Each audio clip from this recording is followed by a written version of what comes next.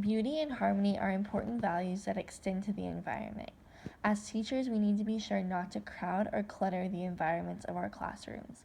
The visuals that we display on our walls send nonverbal messages to students about what and who is valued in the classroom. Our RAS is constantly scanning our surroundings and taking in millions of bits of information and evaluating it almost immediately.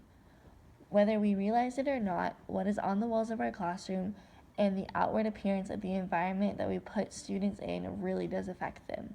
Rather than putting prepackaged multicultural cutouts on the walls, it is important to find authentic cultural elements that add real value to the classroom. Some ideas for things to hang in your classroom are listed above. One thing that's very easy to do is purchase inexpensive prints to hang of contemporary and traditional artists that represent cultures of the students in your classroom. Another idea is to establish an artwork on loan program where parents loan the classroom their artwork for a short period of time and you can display it in the classroom. Another thing you can do very easily is use colors or artistic styles representing the student's culture, and use that as a visual backdrop on bulletin boards and keep that up year round and change it out for different cultures. You can also bring in photographs of murals and other community art into the classroom. Some schools even partner with local art organizations to get access to interesting photos.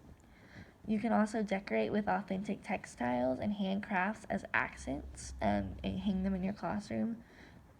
You can also include naturalistic elements signifying nature like air, earth, water, and fire. And an interesting idea that was in the book was posting diagrams of patents from engineers and inventors of color. So all of those are easy ways to add to the environment of your classroom while being culturally responsive. At the top, I also included a little chart that can help you brainstorm what you want to put in your classroom. So the first section of the chart is the cultural value that you're trying to impress upon your students.